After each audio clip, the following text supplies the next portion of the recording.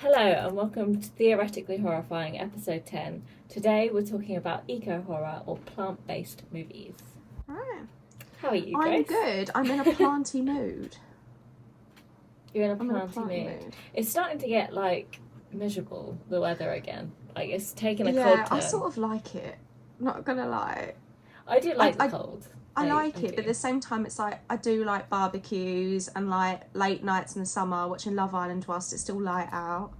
So, Yeah. it's the vibe. I keep seeing, I know news articles are always really over-exaggerative with the weather, but apparently it's going to snow. Really?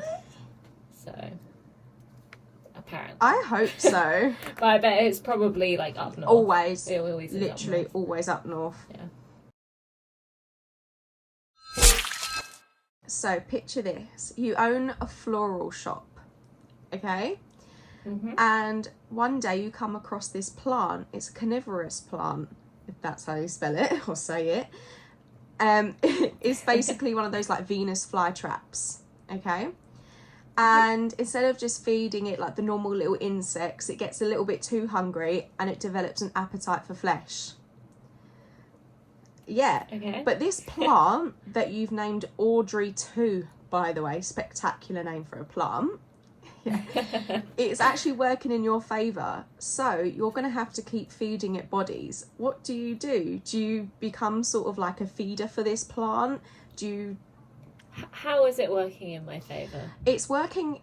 For the record, I haven't seen the movie. I haven't seen Little Shop of Horrors. Well, it's greatly working in your love life over this dream person that you've been wanting for years. And you're a bit of a lonely hermit, to be fair, so it's just something interesting to do. So, Are you sacrificing people? I mean, I'm a big sucker for love, so... Can I pick the people I sacrifice? I feel like if I get some really horrible people come into my shop, or try and lure some people in, like Death Note, I just get the serial killers in there. The criminals in and feed them to the plant. I love Death Note. Yeah. But I think the thing is, the more you feed it, the bigger the plant gets. I'm on about colossal. So it gets hungry. Yeah. And it talks. Okay. Yeah, it talks. It talks. Well, that's fun. I feel like if it talks, I'm gonna end up building a rapport with it. It's gonna be my friend, and I'm gonna be like, I'll help you, man. I'll help you. So you're gonna... It would depend entirely on the people I'm feeding to the plant. Would you be I don't know if you've seen Dexter. So technically a serial killer that, kills serial killers. You're doing the world a favour, ridding it of the fat. Okay, yeah. I like it. Yeah, I think that's the only way forward. But really. How would you for love. sort of see? This is the thing I always think when you've watched things like You, for example, the TV show. You do all these horrible things, whether it's purposefully or not. But how would you get rid of the evidence? Because whether or not a body is there is obviously not factoring in this question, because the plant will eat it. But how would you not create a pattern if people are continuously going missing around your shop? What would you do? Take the plant on holiday. take it, Audrey 2 on holiday. Hollybobs. Yeah, take it to Greece. Yeah. Oh.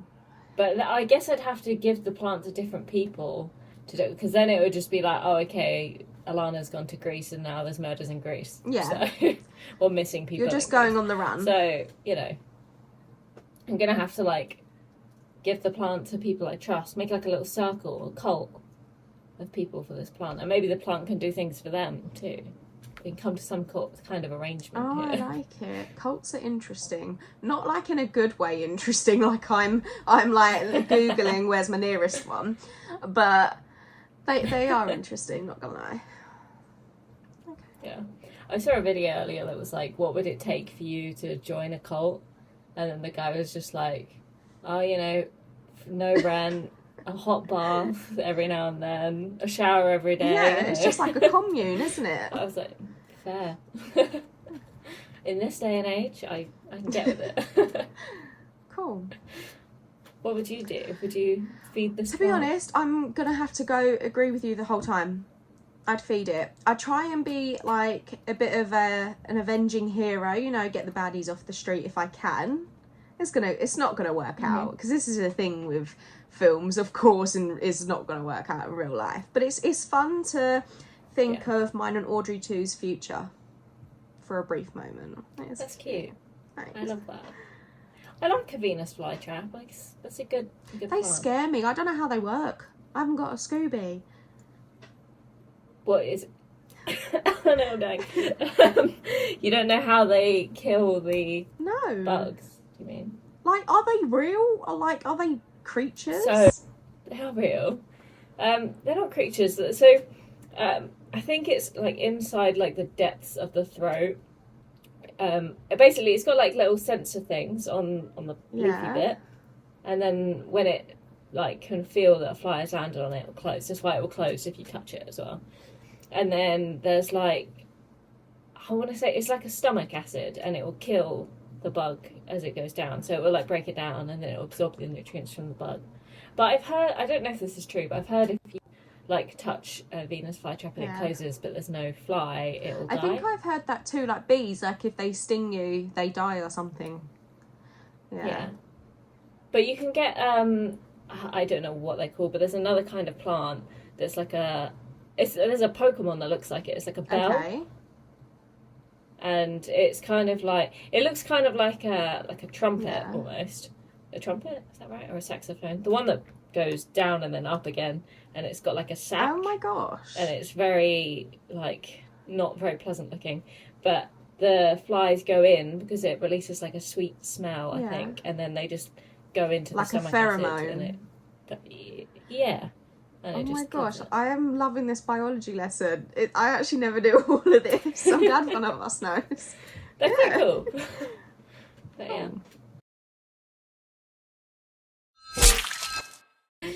You and a group of your friends go on holiday, and you decide on one of the days, after a few days of drinking, laying on the beach, you know, just chilling, you're like, now we're going to go and do a bit of exploring, and you go off the beaten track to go visit some ruins. But once you get to the ruins, you step on, and then a tribe comes out, and they don't let you leave. And one of the guys that you're there with steps out, and they just kill him on the spot. So obviously you're freaking out. And you climb up the ruins, and you're basically trapped up there by them. And after a few hours, you notice that the plants are not quite what they seem, and they start to attack and kill you. And they also whisper things to you. What are you going to do? Right, so let me lay this ground to begin with. That film freaks me out, The Ruins. It's good. The book is amazing. It's absolutely disgusting, but it's I really want to good. read the book, because I remember you saying like ages ago that you've read it and you recommend it. But yeah, I've got like a shelf full of books I haven't touched, so it's standard. But oh yeah, that film's like really gritty and visceral, and I love it. Mm-hmm. But it is really creepy putting yourself in that position. So the thing is, in the film, obviously with the guy getting shot, you know, like the threat level's real. They're not just like taking the mick here, just being like, oh yeah, we'll shoot you. Yeah, they're not fucking about. They're not here to play. And because I mean, one of the creepiest things is, you know, when they go down to that little, like the innards of the temple, and they think they hear the phone ringing. I think it's, yeah. I haven't seen it in like a good 3 years now, so I'm trying to recollect the details. But what do? I don't think I have a choice. I'm just going to have to die a slow, painful, vine-filled death. Yeah. Would you go down the shaft? You know what? If I'm going to die anyway, I'd want to at least see what it's like. If that makes sense. Because I feel like in those situations, bear in mind, no food, no water, no like shade from sunlight, whatever, you're eventually going to be delirious and you'll probably fall down there, I'd say. Yeah. So I'd rather do it from my own will. But then the thing is, going back to this podcast tradition, I can't remember in the lore of the film, can you like commit suicide?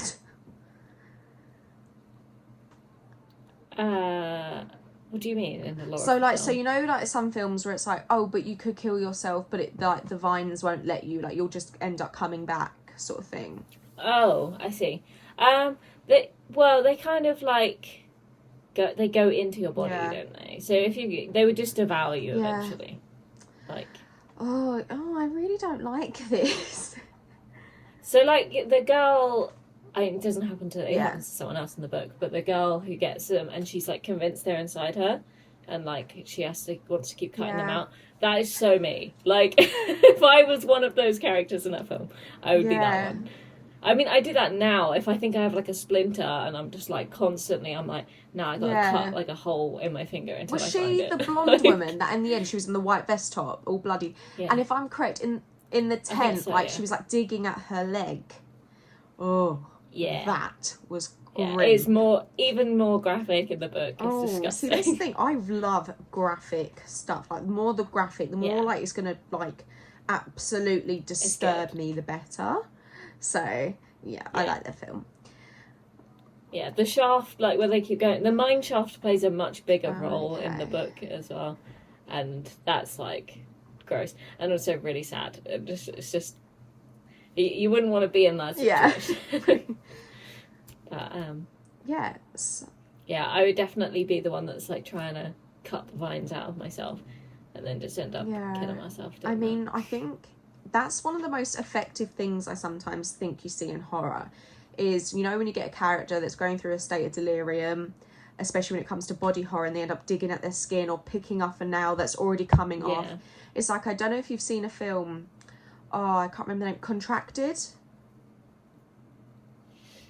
I don't know. It's really, Maybe. really good. I'm not going to like say any details, but again, it's the sort of thing of like the decaying body whilst it's still alive.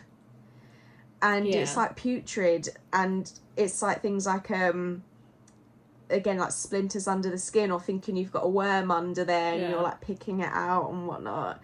Ugh, I just think it's so cool. Even in you know, my favourite Christmas movie, P2. You know, she like goes to she's trying to get a signal through like the bars, and then she drops her phone and she tries to reach it and her nail snaps off. Oh. It's so disgusting. Oh, it's absolutely vile. I can't remember where I was recently watching a documentary on the horror genre, and they said sometimes it's obviously, of course, it's like horrible to see like mass stabbings in like films and like slayings by Jason or whatever, but sometimes it's the really subtle details, like, well, it's not subtle in the film, of course, like needles in the eyes or again teeth being pulled, but it's sort of a response that we have slightly felt. We've all had like a broken nail, some even worse, like a nail falling off, or we've all had like something really sharp in your eye. So it's a feeling that you can relate to. So it's like you get a small ounce of that. I've experienced that feeling before. I'm currently feeling a small amount of that. Yeah. So that's why I think films like The Ruins, like the digging, not necessarily, obviously it's exaggerated, but I just think it's just really not right. It makes me feel funny. Like, I can watch, you know, like really intense gore in films. It does make me cringe. I'm like, oh, that's disgusting. But like, it is the little things. Like, I was just watching Clarkson's Farm. Oh my gosh, I need to watch season 2. And he's cutting a potato, and he cuts his finger open. And it kind of like goes to the bone, and I was immediately on my hands and feet all just felt funny, and Nathan was like, "You're so rubbish with blood," and I was just like, "Oh my God. I can't look at it." I love a bit of blood. That sounds weird. I'm going to reword that. I don't love a bit of blood, but it just doesn't bother me. I mean, the other day I was cutting a hot cross bun, right, and I used like not a steak knife, but you know, like a bread knife, because serrated edges, it can get through like the dried fruit. So I was holding it like that, cutting it with my thumb there, not realising the bun had finished and my thumb was there, and I carried on. I don't know what happened to my pain receptors. They were having a bank holiday, because I was cutting through, and I'd say it went deep. Obviously it's not that deep, but I was like, oh, like that hurt, and I've got a little scar. That makes me feel weird. Yeah. I hate that. And do you want to know the best bit? I made it for Ryan for his breakfast, and he was like, and I texted him saying like, you're gonna have to wait a minute, I'm like dying, and he was like, oh, don't forget to change the knife, like, before you butter it. I was like, are you kidding me? Just give it a little rinse. It's fine. No, in that case, you can have it. I don't care. When I was younger, I was at my friend's house. I was probably, I don't know, like 8, 9 maybe. And my friend decided that she wanted an apple, and she like picked it up, going in shot for you. So she was holding the apple like that as if she was about to bite into it, but then she cut like through and just continued to go through her hand till about there. And I was just like, there was just blood everywhere. That was like, when I was younger, the most blood I had seen in one go. And I was like, I'm feeling a little woozy here. Yeah. Yeah, I wasn't a fan of that one. I think other people's blood just freaks me out. Mine, whatever, it's chill. Yeah. But that's the other thing with, like, the plants. Is obviously they're disgusting and they rip you apart and they go inside your skin. But they also talk, don't they? And they whisper and make you think that you've heard things that you haven't heard, or that your friends have said things. I think that would really get to me. I feel like that's one really good thing about the film. Obviously, we've gone through the whole body horror thing, but then it also taps into psychological horror, which in itself is pretty darn freaky. And then I think the whole thing of it's not even that it whispers to you, it's that it takes on whatever physical form, like audio wise, of like the person next to you. So they could be like, oh look, the guards have cleared a space for us to go down the temple. So, and next thing you know, you're shot. So I think that's creepy, the thought of it. I hate that. And then that also, it just makes me think, like, what happens after that film? Like, I'm assuming it just continues to happen and more people visit the ruins, but, like, how are the plants staying on the ruins? Like, what's keeping them there? What's stopping them from spreading throughout the whole world? See, obviously it's a Mayan temple, and I might be completely botching this, but could have, because obviously it's sacred and very old and ancient, could have, like, a curse have been set, like, on it, or like a sacrifice or a ritual could have been performed to maybe that's interesting. Yeah, I don't think they elaborate. I was going to say, wouldn't the book say it? It's just it's very much from the perspective, like, you're in it with the people suffering. So there isn't, like, a lot of, detail about it. You basically learn everything about the ruins through them and through what they find out. So interesting. So if I'm correct, The Happening, obviously Mark Wahlberg, great. I mean, it's not alright. So I like the film, but I can appreciate that it doesn't have the greatest factors in it. Like, so it's such a random casting. Mark Wahlberg and Zooey Deschanel. I know. What? See, I really don't like her. I don't mind her. I like her in New Girl. I just haven't seen a role where I like her character. Do you know? I don't have nothing against her, and I think she's a great actress, but I haven't liked her characters much. They always just annoy me. And I've never seen New Girl. I've never seen it. Oh, okay. She's good in New Girl. Alright. She's much another more likable. recommendation. Love that.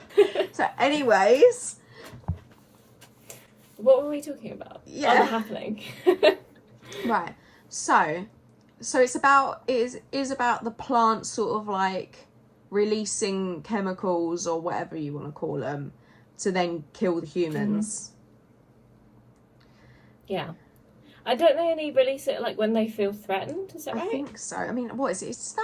When did the film come out? 2009? No. 5? I don't know. 2008. 2008. Oh, fair play. It's just so ridiculous. I just love the bit where he's like apologising to a plastic It plant. reminds me of like Sharknado with a higher budget. Yeah. Which is a great film. Just saying, absolutely amazing quality. Sharknado. Or like Birdemic is another one. I haven't seen Birdemic. I'm missing out. I have so many like B movies in my like collection that I haven't watched yet. What's your favourite B movie? Oh, that is a big question. I would say, I don't know if it counts as a B movie or if it's just old, but I really love Grizzly. Is it called Grizzly? Yeah. I think so. The one with the bear. I think B movies they're big on the whole creature features, eco horror. I mean, Attack of the Killer Tomatoes is interesting as well. Oh my god, there's a Grizzly 2. So Grizzly came out in 1976. Grizzly 2 Revenge came out in 2020, so it's bound to be amazing. Oh my gosh. I'm not gonna lie, I don't know how that got like greenlit for more than one film. I love Grizzly. It's just, I love that they used a real bear, and then when they try to like cut between the scenes, because it's meant to be like a really big bear, like it's like bigger than the average bear. So the way that they try and make it look like he's a really big bear is very funny, because they try and use perspective tricks that don't work very well. And it's really good. You know what's another really good bear movie? No. Why did I say bear movie? You know it's a really good like animal movie, a bit like Grizzly. It's called Boar. Yeah. And it's a Chris Sun film. I feel like my co-worker has told me about Boar and was like, because I think I mentioned Dogs, which is also amazing. And he was like, oh, if you like that, you should watch Boar. Yeah. Boar's really good. It looks good. I'm gonna add that to the list too. What about a Piranha 3D? Amazing. That I love it. It's got plenty of nudity and equal amounts of gore, and it's kind of cool. I've got some saved in, not saved in my collection. Like I said, that I haven't watched. I've got Attack of the Killer Donuts, I think. I've also got like Zombiesaurus, I think, which is self-explanatory. The Beaster Bunny, which I'm going to have to watch this April. And I feel like I maybe have one about like a dinosaur being a cop or something as well. A dinosaur being... Oh my gosh, I think I've heard it all. That's actually sound pretty cool. One really good B movie that's sort of like trudged past the B movie reputation is Brain Dead. It's not heard of it. From the 90s, and it's what's his name? Peter Jackson did Lord of the Rings, didn't he? I think it's the same guy that made that. Could be wrong. I could be editing this later, fact check it and be like, no, completely wrong. But yeah, it's really good. Really great. Really good. Thank you for listening to episode 10 of Theoretically Horrifying for our plant-based week. Let us know in the comments what you would do in these horrible situations.